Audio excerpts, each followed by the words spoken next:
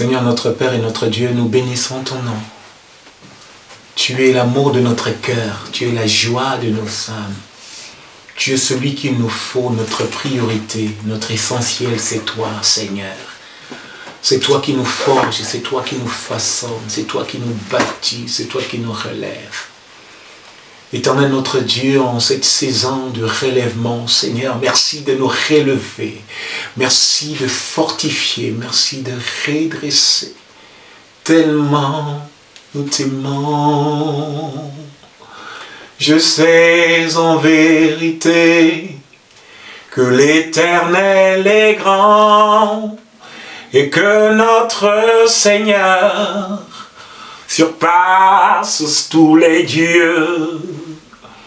L'Éternel accomplit tout ce qu'il veut au ciel et sur la terre, dans les mers et dans les abîmes. Du confin de la terre, il fait monter les brumes, il dresse les éclairs au milieu de la pluie, il fait lever le vent qu'il tenait en réserve. Qui est puissant comme toi, oh Dieu.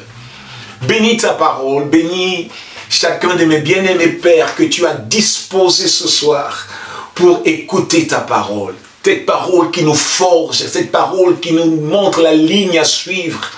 La Bible déclare que grand est le chemin spacieux, le chemin qui mène à la perdition. Mais étroit est le chemin qui mène, Seigneur mon Dieu, mon roi, à ton royaume. Seigneur, aide-nous, Seigneur, à marcher dans l'étroit, sans, Seigneur, nous perdre. Bénis ta parole au nom de Jésus-Christ. Chers bien-aimés, soyez bénis là où vous êtes.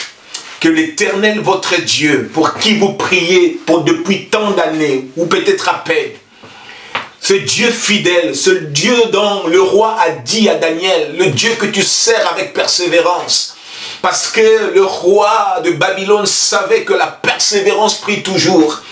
Je veux que l'Éternel te fortifie là où tu es. Depuis quelque temps, nous parlons au sujet de qui es-tu fils? La question que Saül a posée à David, parce qu'il a vu en David quelque chose qu'il n'a pas vu ailleurs. Et il a voulu chercher, remonter la généalogie de David pour savoir est-ce que Dieu a-t-il choisi une famille particulière, mais pourquoi moi qui suis roi, je n'entends pas parler de cette famille. Et la même question, comme on a dit autrefois, a été posée à Rebecca par le serviteur le plus ancien de la maison d'Abraham. Donc, pourquoi le Seigneur nous a mis ce thème à cœur? Parce que Dieu a soif de voir l'Église vivre dans son standard. L'Église aujourd'hui est en dessous des attentes de Dieu, même en dessous des promesses que Dieu a données dans sa parole. Aujourd'hui, les démons sont trop à l'aise. Aujourd'hui, il y a trop de problèmes au milieu de ceux qui invoquent le nom de l'Éternel. Mais en est-il que ce n'est pas trop tard. Ce n'est pas trop tard que notre maison soit rebâtie. Ce n'est pas trop tard que notre santé soit reconstruite. Ce n'est pas trop tard que notre vie professionnelle, notre vie sociale soit reconstruite sur des fondements solides. C'est pour ça que Dieu envoie ses serviteurs. Donc, dans cette rubrique de qui tu es fils, es-tu fils? Nous allons développer quelque chose aujourd'hui, un sous-thème que nous intitulons le pouvoir du sacrifice. Pourquoi le pouvoir du sacrifice? On va le comprendre. Nous allons prendre la parole de Dieu dans le livre de Jean. Nous sommes dans le livre de Jean au chapitre 20. Jean au chapitre 20, à partir du verset 30, il est écrit: Jésus a fait encore en présence de ses disciples beaucoup d'autres miracles qui ne sont pas décrits dans ce livre. Mais, très important pour que nous comprenions notre thème, qui est inspiré de ce texte. Mais, ces choses ont été écrites afin que vous croyiez que Jésus est le Christ, le Fils de Dieu, et qu'en croyant, vous ayez la vie en son nom. Afin que vous croyiez que Jésus est le Christ, le Fils de Dieu. C'est-à-dire qu'on reconnaît le Fils de quelqu'un par la similitude, par les éléments paternels dans la vie de cet enfant-là. Quand on est un chat, on aura pour père qu'un chat. Quand on est un lion, on aura pour père qu'un lion. Donc, un Dieu n'a de fils que des dieux. Ça, ce sont des choses très importantes. Très importantes. Donc, ici, Jean est en train de dire quelque chose. J'aime cet évangile de Jean parce que Matthieu, Luc, Marc ont parlé, ces évangiles synoptiques, c'est-à-dire ils ont parlé par rapport à certaines choses qu'ils ont vécues et aussi à certaines choses qu'ils ont entendues. Mais quand vous lisez le livre de Jean, vous voyez que Jean a écrit d'une manière particulière. Parce qu'en écrivant, Jean n'avait pas simplement envie de relater ce qui a existé au temps de Jésus, les choses et les événements qui se sont passés, les confrontations entre Jésus et les autres pharisiens et sacrificateurs, mais Jean a tenu à expliquer quelque chose de précis. C'est ce qu'il dit dans le verset, au chapitre 31, au verset 31, pardon, du chapitre 20. Il dit qu'il a écrit ces choses afin que vous croyiez que Jésus est le Christ, le Fils de Dieu. Donc, quand on est Fils de Dieu, il y a des choses qui doivent en témoigner. Et les choses qui doivent en témoigner que nous sommes Fils de Dieu, c'est exactement les choses que Jean a écrites sur Christ, sur des manières autrement dit, les manifestations de Christ, le caractère de Christ, les agissements de Christ, selon ce que Jean a relaté, sont ces choses-là qui caractérisent ce que c'est qu'un Fils de Dieu. Donc, Jean dit que Jésus a fait beaucoup de miracles. Beaucoup de miracles devant ses disciples. Mais tout ce qu'il a écrit dans ce livre, c'est afin que nous croyions, c'est-à-dire afin que nous comprenions, afin que nous réalisons. Moi, aujourd'hui, je veux qu'autour de toi, qu'on puisse réaliser que tu es fils, fille de Dieu. Que la divinité se manifeste partout et en tout ce que tu fais. Mais comment comprendre ces choses-là? Il y a des principes, il y a des règles qui régissent le royaume de Dieu. Il y a des éléments qui montrent que nous sommes fils de Dieu et non pas fils des ténèbres. Gloire soit rendue à Dieu. Donc, parmi les éléments, je regrette simplement dans ma vie pourquoi Pierre, il n'y a pas un évangile selon Pierre. S'il y avait un évangile selon Pierre, on aurait vu des choses, on aurait lu des choses extraordinaires. Pierre nous aurait expliqué comment, ce qu'il a ressenti quand il a marché sur l'eau. Il nous aurait expliqué la force qu'il a utilisée quand il fallait tirer le filet parce que Jean n'était pas dans l'eau. Donc, vous voyez, donc, et Pierre nous aurait expliqué certaines choses que lui il a vécues dans l'intimité avec Christ. Mais nous n'avons pas accès à cela. Pourquoi? Parce que Dieu veut aussi que dans la dimension de l'intimité, que chacun puisse expérimenter quelque chose. Que nous ne soyons pas esclaves de la relation entre Pierre et Jésus. Donc, Dieu veut que toi, tu aies ta relation avec lui. Avec Jésus, que tu vives des choses extraordinaires. Il n'est pas possible pour moi qu'on puisse épouser... être épouse du Seigneur, mais qu'on n'ait pas un vécu avec lui. C'est la raison pour laquelle, mon frère, développe l'intimité avec Jésus. L'intimité avec Jésus, c'est pas facile. Il y a trop de choses, il y a trop de calendriers, il y a trop de planning, il y a trop de programmes. Mais il y a quelque chose qui doit être ta priorité, c'est ton éternité. Et cette éternité commence dans l'intimité. L'éternité commence dans l'intimité. Et quand tu es intime, l'éternité s'ouvre à toi. Donc, Jean ici, il parle des choses qui ont marqué sa vie. Les choses qui ont montré que Jésus, là, n'est pas comme le fils des pères. Jésus est le Fils de Dieu. Maintenant, comment on arrive à réaliser ça? Si on exploite tout le livre de Jean, on passera des années à parler de Jésus. Mais je veux simplement que nous commençons déjà dès le début, dès le commencement du livre. Le texte que nous connaissons tous, il est écrit: au commencement était la parole. Et la parole était avec Dieu. Et la parole était Dieu. Et la parole était Dieu. Elle est au commencement avec Dieu. Toutes choses ont été faites par elle. Et rien de ce qui a été fait n'a été fait sans elle. En en elle était la vie, et la vie était la lumière des hommes. Etc., etc. Donc, autrement dit, Jean a voulu nous montrer que celui qu'il va parler après, comme étant fils de l'homme, est d'abord Dieu. Et fils de Dieu, il est un avec Dieu. Mais il a pris la forme de l'homme parce qu'il avait une mission. Ce que Dieu va nous montrer, Jean veut nous montrer, c'est quoi? C'est ce qu'on appelle le sacrifice. C'est-à-dire, quand nous voyons le texte que tout le monde connaît, Jean 3,16, car Dieu a tant aimé le monde qu'il a donné. Le premier signe qui montre l'amour, qui manifeste l'amour, c'est le sacrifice. Donc, il n'y a pas d'amour sans sacrifice. Là où il y a l'amour, il doit y exister des sacrifices. C'est la raison pour laquelle, quand vous lisez le livre de Daniel, chapitre 9, le verset 27, la Bible déclare quoi? La Bible déclare que quand on parle de l'Antéchrist, dont le but est d'aller s'asseoir dans le temple, quand il s'assoira dans le lieu saint, très saint, qu'est-ce qu'il va faire? Il va chercher à annuler le sacrifice et l'offrande. Pourquoi? Parce que Satan sait que la manifestation de la gloire de Dieu est souvent liée au sacrifice et à l'offrande. Et aujourd'hui et demain, il n'a pas encore la capacité d'annuler les sacrifices et l'offrande, quelles que soient les manigances, les stratégies qu'il a mises en place. Mais c'est son rêve. Le rêve du diable, c'est d'annuler le sacrifice et l'offrande. Pourquoi? Parce que quand le sacrifice et l'offrande sont annulés, il y a un déséquilibre.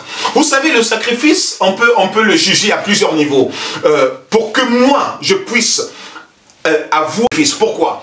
Parce que les enfants que je suis en train d'entretenir, pour les entretenir, surtout dans le monde occidental, il faut beaucoup de sacrifices. Il y a des femmes qui n'ont plus accès à un certain type de travail qu'elles voulaient faire. Pourquoi? Parce qu'il y a la garde d'enfants, parce qu'il faut commencer plus tard, le temps de laisser les enfants à la crèche. Au fait, le système social et professionnel font que aujourd'hui en Europe, en Occident en général, pour éduquer un enfant, il faut des sacrifices.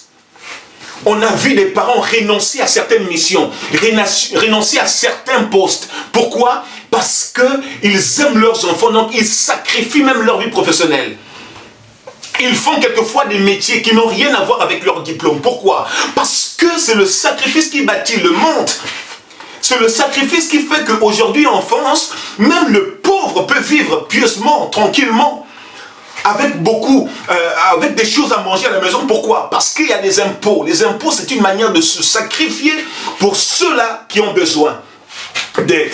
Donc, à ce moment-là, le diable a compris que quand le sacrifice disparaît dans le lieu très saint, quand le sacrifice disparaît dans notre relation avec Dieu, l'amour tombe. L'amour s'écroule. Donc, le rêve du diable a toujours été de détruire ton amour, de détruire mon amour pour le Seigneur. Alors, ainsi, nous voyons que Dieu, pour gagner le monde, il a fallu que Dieu puisse sacrifier son enfant. Que le Seigneur puisse sacrifier son enfant. Ainsi, le diable, pour détruire cet amour-là, il utilise des hommes. Il utilise des systèmes. Afin que notre manière de nous approcher de Dieu soit dépourvue de sacrifices. C'est la raison pour laquelle vous voyez aujourd'hui, il y a beaucoup de gens qui sont fatigués dans nos échanges avec les gens. Ils disent quoi? Ils disent que non, mais comment nous les pasteurs, on roule avec des belles voitures, on a des belles maisons, on a des comptes remplis, alors que dans nos églises, il y a des gens qui manquent le pain à manger le midi. Alors qu'il y a autour de nous, il y a des gens qui n'ont rien. Pourquoi? Parce que les gens ont compris que même le but des sacrifices qui sont faits n'aboutissent pas. Ces buts-là n'aboutissent pas. Pourquoi? Parce que même à l'église primitive, quand les gens vendaient leur maison, quand ils ramenaient au pied des apôtres, les apôtres dispatchaient ça. De sorte qu'il y ait des gens qui ne manquent de rien. Or, aujourd'hui, l'église est infiltrée des serviteurs de Dieu qui sont égoïstes, qui veulent simplement s'enrichir, non pas bâtir le corps, ce qui fait que quand ils reçoivent des offrandes, ils construisent des villas, des belles voitures, mais ils ne s'occupent pas des gens qui n'ont rien dans leurs églises. Ça n'a rien à voir avec la vision de l'église. Donc, autrement, quand les gens voient tout ça, ces gens sont découragés. C'est pourquoi il y a de moins en moins des offrandes. Pourquoi? Parce que ce qui motive l'offrande, c'est-à-dire voir tout le monde s'élever au même niveau, n'existe plus. L'offrande vient pour enrichir une catégorie de personnes. C'est pas mauvais. C'est pas mauvais parce que le sacrificateur, le lévite, avait droit au bien, mais en réalité, le lévite, c'est pas parce qu'on est pasteur qu'on n'a pas l'amour. Ce n'est pas parce qu'on est pasteur qu'on ne doit pas aider le pauvre. Ce n'est pas parce qu'on est apôtre ou prophète qu'on doit négliger, attendre que même le plus pauvre nous apporte l'offrande. À un certain moment, un pasteur aussi peut apporter l'offrande. Donc, on voit que le diable, pour tuer l'esprit de sacrifice, passe par beaucoup de chemins, procède par plusieurs voies, par plusieurs accès pour arriver à anéantir le sacrifice. Car Dieu a tant aimé le monde qu'il a donné. Donc il n'y a pas d'amour sans sacrifice. Ce qui montre le degré de l'amour, c'est le sacrifice. Donc plus tu sacrifies beaucoup, plus tu montres l'amour. Je veux que nous comprenions vraiment le sacrifice. Nous sommes dans le livre de Genèse. Chapitre, je suis en train d'introduire sur le sacrifice. Après on reviendra, on continuera la prochaine fois. Genèse chapitre 22. Il est écrit dans Genèse chapitre 22, je veux que tu saisisses que le degré de sacrifice détermine le degré d'amour. Ça, c'est très important. On dit dans Genèse chapitre 22, dans cette histoire qui parle du sacrifice d'Isaac, on dit que Abraham, au verset 1er, après ces choses, très important, après ces choses, Dieu mit Abraham à l'épreuve. Il lui dit, Abraham, et il répondit, me voici. Dieu dit, prends ton fils, ton unique, celui que tu aimes, Isaac, va-t'en au pays de Morija, et là, offre-le en holocauste sur l'une des montagnes que je te dirai. Abraham se leva de bon matin, sella son âne, et prit avec lui 2 serviteurs et son fils Isaac. Il fondit du bois pour l'holocauste et partit pour aller au lieu que Dieu lui avait dit. Le 3e jour, comme le 3e jour de la résurrection, le 3e jour, Abraham, levant les yeux, vit le lieu de loin. Abraham dit à ses serviteurs, restez ici avec l'âne, moi et le jeune homme, nous irons jusque-là pour adorer, nous reviendrons auprès de vous. Au verset 6, Abraham prit le bois pour l'holocauste, il chargea sur son fils. C'est Isaac qui emmène, qui porte dans sa main le feu et le couteau. Et ils marchèrent tous deux. Si vous connaissez l'histoire du sacrifice, nous sommes au verset 9, je saute au verset 9. Lorsqu'ils furent arrivés au lieu que Dieu lui avait dit, Abraham, il leva un autel. Il rongea du bois. Il lia son fils Isaac. Il lia le fils Isaac. Isaac n'a rien dit. Il lia son fils Isaac et le mit sur l'autel par-dessus et prit le couteau pour égorger son fils. Alors l'ange de l'Éternel appela des cieux et dit, Abraham, Abraham. Et il répondit, me voici. L'ange dit, n'avance pas ta main sur l'enfant et ne le fais rien. Il ne lui fait rien, pardon. Car je sais maintenant, Abraham a tout abandonné. Il a abandonné la maison de son père. Il a marché pendant des années. Il n'a jamais désobéi à Dieu. Tout ce que Dieu lui demandait, il le faisait. Mais ce n'est que là, après le sacrifice, après la qualité du sacrifice que Abraham est prêt à faire, que Dieu dit, je sais maintenant,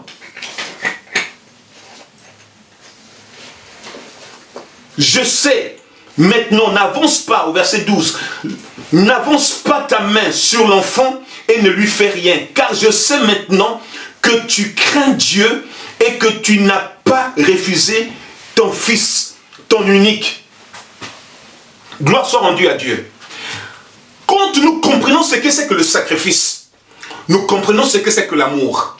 Parce que aimer Dieu ou aimer un homme, c'est abandonner une partie de soi. Pourquoi? Parce que l'amour oblige à ce qu'on s'intéresse, on se désintéresse un peu. Je ne parle pas des passions que nous pouvons avoir ici et là. Moi, je parle du vrai amour. Qu'on se désintéresse un peu de nous-mêmes, on donne plus de la valeur à l'autre. C'est pour ça que quand on aime, on peut mourir de faim pendant que l'autre mange. C'est pour ça que quand on aime, on peut rester avec un vêtement pendant que l'autre doit être habillé. Parce que quelqu'un qui aime ne peut pas supporter que celui qui est autour de lui puisse aimer et puisse manquer. La meilleure manière de manifester l'amour, c'est de sacrifier une partie de soi. Maintenant, quand il n'y a pas de sacrifice, le diable attire gloire. Comme j'ai dit au départ, c'est pour ça qu'il veut détruire le sacrifice et l'offrande. Donc, pour comprendre le sacrifice, quand tu comprends le sacrifice, tu comprends l'amour. Attendez, je vous explique. Nous sommes là dans Genèse 22. La Bible nous explique une histoire que tous connaissons. Une histoire précieuse. Mais avant que l'on parle de l'épreuve à laquelle Dieu a soumis Abraham, la Bible commence ce chapitre par une expression qui est dite « après ces choses ». Après ces choses, pour Dieu, Abraham c'est quelqu'un de particulier. Pour Dieu, Abraham c'est un ami, c'est un enfant, c'est tout ce qu'on peut avoir de meilleur. Alors, qu'est-ce qui se passe? Que Dieu est toujours avec lui. Dans tout ce qu'il faisait, Dieu était avec lui. Dieu prenait du plaisir sur Abraham. Dieu prenait du plaisir sur Abraham. Dieu avait un projet, comme il a un projet avec toi et avec moi. Dieu prenait du plaisir. Mais un jour, Abraham a oublié les principes divins. Tu ne peux pas vivre avec Dieu, avoir peur des gens autour de toi. Tu ne peux pas vivre avec Dieu, avoir peur de la sorcellerie. Tu ne peux pas vivre avec Dieu, avoir peur de la maladie. La peur bannit la crainte de l'Éternel. La crainte de Dieu, c'est la victoire sur la peur. C'est la raison pour laquelle dans la vie d'un chrétien, la peur n'a pas sa place. Dans la vie d'un chrétien, c'est la foi et l'espérance que les choses changeront. On n'a pas peur, on tremble devant rien. Le seul endroit où nous tremblons, c'est la présence de Dieu. Mais Abraham, il arrive dans le pays d'Abimelech. Là, il voit un homme puissant avec des serviteurs. Chaque fois que Abraham faisait un trou, les serviteurs d'Abimelech venaient, ils couvraient ce trou-là. Et par la peur, au lieu qu'Abraham puisse se confier en l'Éternel, faire confiance en Dieu jusqu'à la fin, par la peur, quelque chose se passe. Abraham prend 7 animaux qu'il donne en offrande, qu'il sacrifie, qu'il donne en sacrifice à Abimelech, pour que les gens d'Abimelech ne puissent pas toucher ses puits. Ainsi, Abraham a manifesté une certaine crainte. Ce sacrifice déterminait un degré. Comme j'ai dit, les degrés du sacrifice déterminent les degrés de la crainte, donc de l'amour.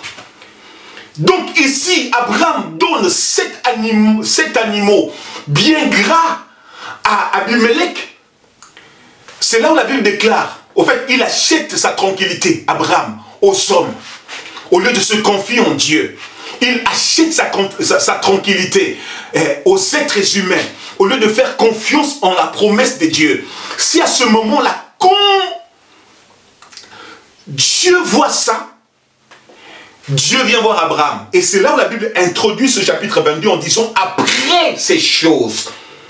Donc après ces choses, comme Dieu chérissait Abraham, Dieu ne pouvait pas recevoir d'Abraham la même dimension. Abraham a donné 7 animaux à Abimelech, à Dieu. Combien d'animaux Abraham pouvait-il donner? Mais comme Dieu ne voulait pas aussi qu'Abraham reste affamé, à ce moment-là, Dieu en tout cas, pour emmener Abraham à l'épreuve, il devait pousser Abraham à offrir à Dieu ce qui est plus encore, 1000 fois plus supérieur aux 7 animaux qu'il a donnés à Abimelech.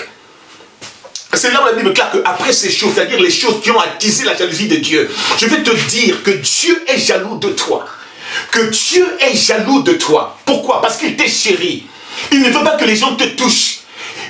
Tout ce qui te touche, c'est ce que lui, il veut que ça te touche. Il ne veut pas qu'autre chose hors de contrôle ne puisse te toucher. C'est la raison pour laquelle quand tu aimes Dieu, tu es en sécurité.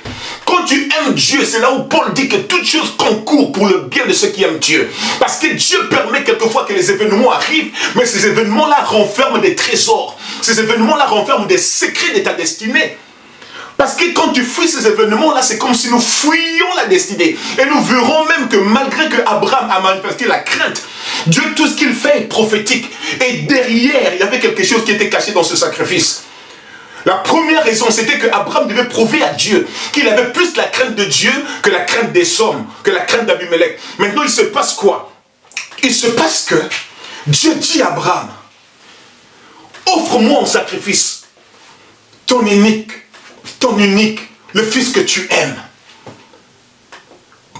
On ne donne pas à Dieu quelque chose que nous n'aimons pas. C'est David qui a dit, je ne donnerai pas à mon Seigneur quelque chose qui ne me coûte pas. Au fait, ce que je vais dire, c'est quoi? Je ne parle pas de donner à un pasteur ou quoi que ce soit. Si c'est un pasteur, ce n'est pas un souci.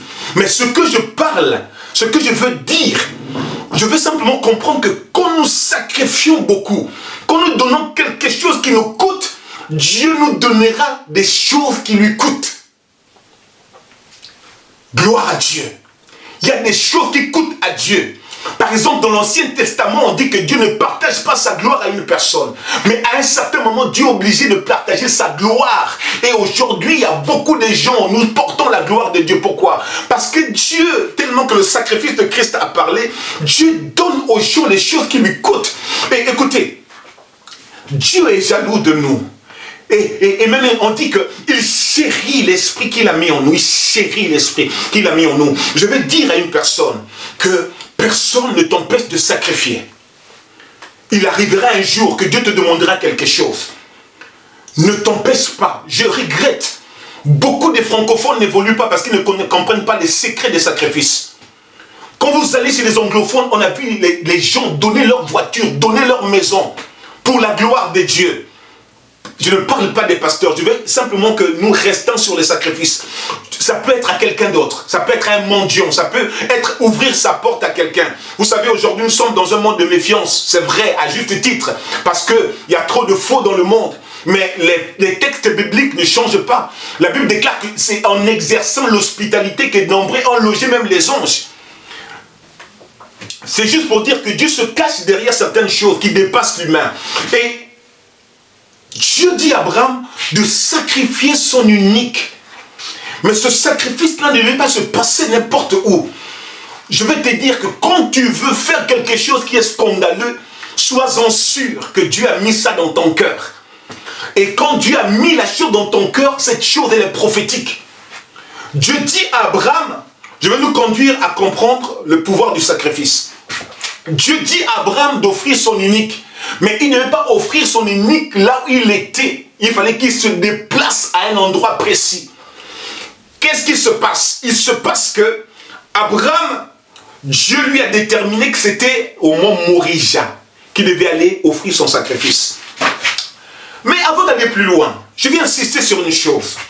C'est que d'une langue à une autre, certaines expressions ne trouvent pas la bonne explication. C'est-à-dire, il y a des mots que je peux utiliser en français, en anglais, on aura du mal à les traduire. Vous comprenez ça? Pourquoi? Parce que ça ne deviendra plus que des mots, quand je dis anticonstitutionnellement. C'est-à-dire qu'il y a des mots qui changent d'une langue à une autre, et la signification aussi s'atténue ou s'accentue. Donc l'hébreu, qui est une langue très compliquée, très chiffrée, on trouve du mal à traduire quelquefois les mots qu'il faut avec les bonnes expressions. C'est la raison pour laquelle d'ailleurs il y a plusieurs versions de la Bible en français.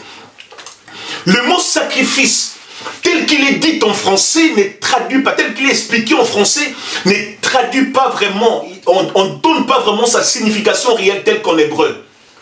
Le mot sacrifice en hébreu, ça veut dire korban. Korban, c'est un mot qui vient de la racine, la krief. Ça veut dire rapprochement. Ça veut dire combat intérieur. Vous comprenez ça? Donc, quand le sacrifice se fait, il y a un but, c'est nous rapprocher. D'accord? Mais ce rapprochement-là avant que ça se réalise, il y a ce qu'on appelle le lacrief, un combat intérieur, le combat intérieur. Parce que quand Dieu dit à Abraham, sacrifie ton unique, mais qu'est-ce qui se passe dans le cœur d'Abraham? Abraham n'a pas dit oui, il y a eu des choses qui sont passées dans le cœur d'Abraham. Abraham a réfléchi, mais comment? Peut-être qu'il pouvait dire que non, ça c'est pas Dieu, ça c'est le diable. Mais heureusement qu'Abraham connaissait la voix de Dieu. Parce que je sais que dans nos vies, dans la vie de certaines personnes, si Dieu demande quelque chose comme ça, on va dire que ah, ça c'est pas Dieu, ça c'est le diable qui veut détruire la bénédiction que Dieu m'a donnée. Mais oh, Dieu cachait des bénédictions dans la bénédiction d'Abraham. C'est très important. Et Abraham savait aussi que Dieu n'aime pas n'importe quoi. Souvenez-vous de l'histoire de Jephthé. Jephthé a voulu faire un sacrifice à Dieu. Mais il a fait un deal. Il a dit à Dieu, si tu me donnes la victoire, quand je reviendrai chez moi, la première personne qui sortira de ma maison, c'est la personne que je te donnerai en sacrifice. Jephthé est allé, Dieu a dit, ah d'accord, je vais te révéler mon cœur, ce que j'aime comme sacrifice. Très important. Et Jephthé est allé, Dieu lui a donné la victoire. Jephthé a été chanté, Jephthé a été élevé. Mais quand Jephthé est rentré chez lui, je crois que dans son cœur, il est en train de prier. Ah, je veux que le serviteur là, le méchant là, celui qui ne me suit pas, que ce soit lui qui sort de ma maison, afin que je lui donne au sacrifice à Dieu. Peut-être qu'il disait que non, mais celui-là qui est à peu près là, celui qui boitille, ou non. Quand il arrive chez lui, la première personne qui sort de sa maison, c'est sa fille, son unique fille. La personne pour qui Jephthé bâtissait un avenir. Jephthé a eu des larmes, Jephthé a eu de la chair de poule, toutes les émotions de la vie du monde. Mais c'est ce que Dieu voulait. Donc Abraham comprenait le principe de Dieu, que Dieu ne demande jamais rien, n'importe quoi. Dieu, quand il demande une chose, parce que dans la chose que Dieu demande, il y a beaucoup d'autres choses qui sont cachées derrière. Maintenant, Dieu a créé un principe, le principe du sacrifice. C'est un principe spirituel. Je vais continuer sur ça la prochaine fois. C'est un principe spirituel. Ça ne dépend pas de nous. Si c'était moi, mon argent, mes biens, je les garderais. Si ça ne dépend que de l'homme, il est prêt à voir l'autre souffrir là-bas, sans avoir rien à manger, ce n'est pas son problème. Un peu à l'image du pauvre Lazare et du riche qui le voyait manger, lécher ses plaies devant sa porte. Il ne branchait pas sur la vie de Lazare. C'est comme ça les hommes. Mais dans les principes que Dieu a préétablis lui-même, c'est un principe spirituel qui dépasse l'entendement des hommes. Il y a le sacrifice. C'est la raison pour laquelle Dieu se mit lui-même sous ce principe-là. Dieu avait le pouvoir de reprendre l'humanité par force, d'imposer la sainteté. Mais ça ne fait pas partie des règles des cieux. Ça ne fait pas partie des règles établies. C'est la raison pour laquelle Dieu lui-même a sacrifié son unique fils. Pour prendre quelque chose qui était soumis à l'autorité de Dieu. Au fait, il pouvait faire ça sans sacrifier. Mais ça fait partie des principes. Et nous tous, nous rentrons. Si Dieu est rentré, nous rentrons sous ce principe-là. Donc, comprendre le sacrifice, c'est comprendre quelque chose. Donc, sacrifice veut dire rapprochement. Très important. Et ici, le Seigneur demande à Abraham de donner un sacrifice. J'enseignerai sur ça un jour. Un sacrifice, un holocauste. Or, holocauste, en hébreu, ce hola. Hola, ça veut dire élévation. C'est-à-dire un sacrifice d'élévation. C'est-à-dire élève-moi. Dieu voulait que Abraham l'élève au-dessus de tout ce qu'il a fait déjà. Au-dessus des sacrifices qu'il a donnés. Qu'il ait quelque chose qui soit plus élevé. Plus élevé. C'est la raison pour laquelle nous autres là, notre jeunesse a été donnée à Jésus. Notre jeunesse a été donnée à Dieu. On ne sait pas compter les choses qu'on a abandonnées dans notre vie. Mais tout ce qui est important, notre priorité, c'est l'amour que nous avons de Dieu. C'est la raison pour laquelle nous ne manquons de rien. Dieu prend soin de nous et surtout ce qui nous attend après, c'est extraordinaire. Et le diable n'aime pas les gens comme ça. Je me suis souvenu du temps où, étant jeune, on a sacrifié quelquefois une partie de l'université, on faisait des choses pour le Seigneur d'une manière extraordinaire. Un jour, il y a une délivrance dans l'église, il y avait plein de jeunes filles, des petites filles qui venaient dans les églises, dans nos églises. Un jour, alors que les intercesseurs sont en train de faire la délivrance des filles, et la majorité des jeunes filles qui étaient là, il y a eu la manifestation des démons. Moi, je n'étais même pas là, il y a eu la manifestation des démons, et les démons qui étaient dans ces filles-là, ils disaient quoi? Nous sommes venus ici pour détruire Patrick. Je n'étais même pas encore pasteur en ce temps-là, j'étais simplement un aficionado, un amoureux, quelqu'un qui s'affectionne en Jésus-Christ, qui a donné sa vie, son contrepartie à Jésus. Et là, j'entendais les témoignages qui disaient, pasteur, frère Patrick, quand on faisait des délivrances, la majorité de sœurs-là, ils avaient une seule chose, de faire tomber. J'ai simplement béni Dieu, j'ai compris que j'étais sur la bonne voie et je demeure sur la bonne voie. Ce que je veux dire, c'est quoi? C'est que le diable n'aime pas les gens qui sacrifient. Quand tu es un homme qui sacrifie pour Jésus, tu es connu au ciel. Tu es connu aussi dans le monde des ténèbres. Pourquoi? Parce que c'est par tes sacrifices que l'œuvre du Seigneur est tenue. Gloire soit rendue à Dieu. Donc, Abraham aimait tellement, a eu tellement peur d'Abimelech qu'il a donné un sacrifice pour la peur, pour se garder, pour la sécurité. Il a acheté sa paix. Et là, Dieu, quand il vient, il demande un holocauste, c'est-à-dire un sacrifice d'élévation. Il fallait que Dieu soit élevé au-dessus d'Abimelech, au-dessus de tout ce que Abraham a déjà élevé. C'est pour ça que dans notre vie, Dieu doit être au-dessus de tout. Quand il y a quelqu'un, quand il y a un ami qui est élevé au-dessus de Dieu dans notre vie, nous créons un danger autour de notre vie et autour de ces gens-là. Soit Dieu nous résiste, soit Dieu détruit ceux qui prennent sa place. Ce que je veux dire, c'est que il ne faut jamais, si tu aimes tes amis, si tu aimes ta famille, si tu aimes, ne permets pas que quelqu'un puisse entraver ta relation avec Dieu. Ne manque pas à un rendez-vous que tu as fixé avec Dieu à cause d'une personne. Parce que là, la personne prendra la place de Dieu et le trône de Dieu ne se partage pas. Oh là, l'élévation, l'holocauste, c'est ce que Dieu a demandé à Abraham. Gloire soit rendue à Dieu. Donc Dieu a demandé à Abraham ce sacrifice d'élévation. Mais ce sacrifice-là, Dieu n'a pas voulu que ça se passe n'importe où. Je suis en train de nous montrer le pouvoir du sacrifice. Le sacrifice, chaque chose que nous faisons en Dieu a un pouvoir prophétique sur le temps à venir. Il n'y a rien. C'est pour ça que même la Bible dit que celui qui donne aux pauvres prête à Dieu. Or, c'est un prêt se rembourse après. Très important. Donc, Abraham, quand il donnait ce sacrifice-là, il ne savait pas les choses qui étaient cachées. Dieu lui dit, tu ne le donneras pas là où tu es, comme je disais il y a quelque temps. Dieu dit à Abraham de quitter sa maison, d'aller à Moria. Moria veut dire le lieu choisi par l'Éternel. Très important.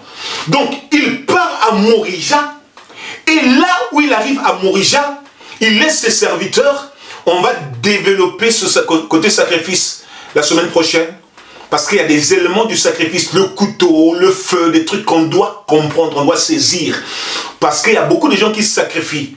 Mais ils ne sacrifient pas selon le modèle. Leur autel qu'ils bâtissent ne sont pas bâtis selon la parole, selon ce que Dieu veut. Il faut que nous comprenions la signification spirituelle des éléments qui rentrent dans le sacrifice.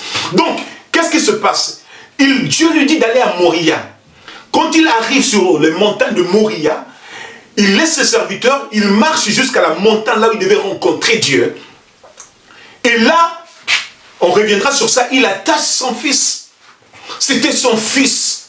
J'ai dit que Corban, qui vient de la racine de l'écrière, ça veut dire aussi combat intérieur. Bien aimé, il n'y a personne qui donne un sacrifice à Dieu sans que son cœur batte. Il y a toujours un combat intérieur. Donc ce combat-là, Abraham a combattu ça. Je crois qu'il y a eu un combat, mais pas possible. C'est là où Paul, dans Romains, nous donne la révélation. Il dit que Abraham savait dans son cœur que Dieu le ressuscitait. C'est-à-dire que quand Dieu lui a dit, donne ton fils, il dit, ça c'est pas Dieu, ça c'est le diable. Dieu a insisté. Il y a eu un combat dans son cœur. Je donne ou je donne pas, je donne ou je donne pas. Je vais encore prier. Peut-être qu'il est allé prier. Dieu n'a rien dit. Vous savez, quelquefois, quand on te dit quelque chose, tu dis que moi je aussi je vais prier. Mais quand tu vas prier, Dieu ne te dit rien. Au fait, Abraham a vécu toutes ces choses-là après, dans ce combat intérieur, il reçoit la révélation que Dieu est capable de ressusciter son fils. C'est ce que Paul déclare. Il a cru à la résurrection alors qu'en ce temps-là, le mot résurrection n'existait même pas dans les dictionnaires. Ça n'existait même pas, c'était inimaginable. Mais il croyait que le Dieu qu'il servait était capable de faire l'inimaginable. Mon frère, dans ta vie, il y a des choses que tu n'imagines pas. Dieu peut le faire. Je sais que le dictionnaire français est grand. Je sais qu'il y a trop de mots. Il y a des milliers de mots. Mais il y a des choses que Dieu peut faire dans ta vie qui manqueront de mots. Pourquoi? Parce que Dieu est trop grand. Gloire à Dieu. Donc, ils vont dans le mont Moria. Et l'histoire du mont Moria, là où Abraham était allé pour sacrifier, il ne savait pas que ce lieu-là, Dieu l'a déterminé. Que plus tard, quand vous lisez 2 Chroniques chapitre 3 au verset 1er, on dit que David, quand il a eu l'idée de bâtir le temple, des années plus tard, des siècles plus tard, où est-ce que David bâtit le temple? C'est sur le mont Moria. C'est-à-dire que là où Abraham va pour sacrifier son unique, c'était prophétique. C'était un endroit où, au fait, Dieu a voulu créer un lien spirituel entre les promesses d'Abraham et le temple. Hein, c'est ce qui se passe aujourd'hui. Jésus nous bâtit comme temple, mais par Jésus nous avons un lien avec Abraham. Et aujourd'hui, Galate dit, Paul dit aux Galates que nous sommes devenus de la descendance d'Abraham. Au fait, Abraham, quand il fait ce sacrifice, Dieu a voulu établir là à Moria un lien avec les fils et les filles, les petits-fils et les petites-filles que Abraham ne pourra jamais se toucher dans ses mains. C'est là où tous les fils d'Abraham, tous ces juifs allaient en ce temps-là au mont Moria. Mais en réalité, ce mont-là a été bâti par le sacrifice que Abraham avait fait. Pourquoi? Parce que tout ce que nous semons en Dieu en sacrifice a une portée prophétique, nous précède dans le temps. C'est la raison pour laquelle il y a certaines personnes, à cause de ce que, grâce à ce que vous faites aujourd'hui pour le Seigneur, vos enfants demain seront bénis. Si Jésus ne revient, vos enfants ne souffriront jamais. Et c'est là où David dit, j'ai été jeune, j'ai vieilli, je n'ai pas vu le juste abandonné. Mais il ne s'est pas arrêté au juste, il dit sa postérité. Pourquoi? Parce que le juste a sacrifié, a combattu, il n'a pas abandonné. Ainsi, sa postérité, quand il vient, elle ne manque de rien. Pourquoi? Parce que les sacrifices ont une portée. Je sais que c'est dur. Vous voyez, le monde dans lequel nous sommes est un monde qui combat le sacrifice. Pourquoi? Parce que le diable veut arrêter le sacrifice. Daniel 9, 27. Il veut arrêter les offrandes. Dans nos églises, les églises sont pauvres. Pourquoi? Parce que même celui qui est riche dehors, quand il vient à l'église, il est pauvre. Et on ne comprend pas que c'est en semant beaucoup que nous récolterons beaucoup. Gloire soit rendue à Dieu. Le temps ne nous permet pas de développer en jour de semaine longtemps ce thème, mais je veux simplement que nous comprenions, avant d'aller plus loin, puisque nous parlons sur le pouvoir du sacrifice, que nous comprenons que le sacrifice vient du mot korban. C'est issu du mot korban en hébreu, qui, ce mot-là lui-même, est tire sa racine, j'allais dire, de l'akrief, qui veut dire le rapprochement ou le combat intérieur. Il faut gagner ce combat. Quand on parle du bon combat de la foi, ce n'est pas seulement en chassant les démons, ce n'est pas seulement en résistant au péché, c'est aussi en dominant, en assujettissant notre corps, en offrant à Dieu le meilleur de nous-mêmes. Et quel est le meilleur de nous-mêmes? C'est notre vie. Nous donnons notre vie à Dieu. Pourquoi? Parce que il n'y a que ce sacrifice-là que Dieu peut honorer. Nous continuerons sur ce thème la prochaine fois. Le pouvoir du sacrifice.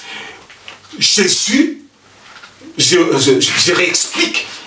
Jean a dit que tout ce qu'il a écrit dans le livre de Jean, depuis le premier, quand il parle, au commencement était la parole, jusqu'au dernier, quand il parle du discours de Jésus avec les pierres jusqu'à son ascension, Jean a voulu juste expliquer une chose, qu'il est venu du ciel, il est réparti au ciel. Mais sur tout son parcours, il a manifesté ce que c'est qu'un fils de Dieu. Tu es un fils de Dieu, et être un fils de Dieu, ce n'est pas marcher à l'image des traditions, de ce que nos pères nous ont enseigné. Il y a une autre gloire avec Dieu, il y a une autre dimension avec Dieu, il y a une autre parure, il y a un autre aspect avec le Seigneur. Gloire soit rendue à Dieu, que Dieu te bénisse. Que personne ne te néglige, que personne ne te rabaisse là où tu es. Tu es un enfant de Dieu. Et je sais qu'au fur et à mesure que nous marcherons dans cet enseignement, quelque chose se forgera dans ton cœur. Au sortir de là, retiens simplement que le sacrifice, c'est un rapprochement.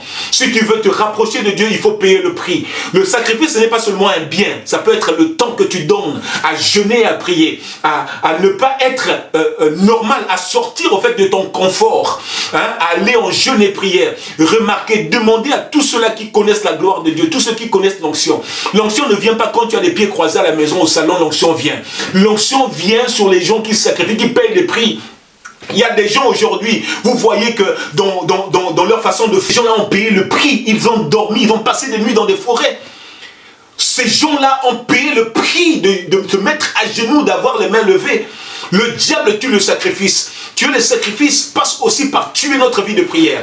Nous reviendrons sur ces choses-là et nous comprendrons que le sacrifice, le korban, n'est-ce pas, et le hola, l'holocauste, l'élévation, ont sa place.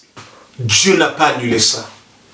Que Dieu nous bénisse. Je vais prier pour vous. Éternel mon Dieu, mon roi, nous voulons un esprit de sacrifice. Nous voulons être comme David, qui veut l'air d'Aravna, Seigneur, alors que le propriétaire veut lui donner l'air gratuitement. Il dit que je n'offrirai pas à l'Éternel, mon Dieu, quelque chose qui ne me coûte pas, Seigneur. Pourquoi? David avait compris, Seigneur, mon Dieu, que en donnant ce qui coûte, derrière, Seigneur, il y a une prophétie. Derrière, l'avenir est préparé. Derrière, il y a des choses qui nous précèdent dans le temps.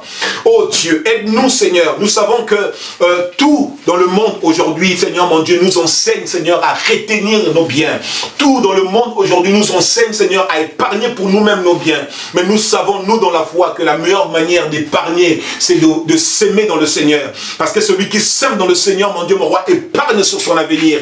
Seigneur, nous épargnons dans nos banques. C'est une bonne chose. C'est ce qu'on doit faire. Mais nous ne devons jamais oublier d'épargner en toi. Parce que l'argent des banquiers finira par disparaître un jour. Finira par être imposé un jour. Mais l'argent que nous te sémons, le temps que nous te sémons, nous, personne ne peut nous le prendre. Je me réjouis de voir tous ceux qui t'ont servi pendant des guerres, alors qu'ils sont en déplacement dans d'autres pays. Dans d'autres pays, là où ils sont partis, ils ne connaissaient personne. Mais pourtant, ils ont vécu comme des rois. Parce que ta gloire conduit partout, Seigneur, mon Dieu, mon roi, ceux qui ont su sacrifier avec toi. J'étais jeune, j'ai vieilli, je n'ai pas vu le juste abandonné, ni sa postérité. Parce que le sacrifice du juste a eu une portée prophétique. Aide-nous à avoir une vie de sacrifice au nom de Jésus-Christ. Soyez bénis. Amen. Tu es malade, tu as un problème. Quelquefois, le sacrifice peut te guérir. Quelquefois, le geste que tu fais aux pauvres, le geste que tu fais à la maison de Dieu peut t'apporter la guérison. Plus qu'une prière, le sacrifice. Soyez bénis au nom de Jésus.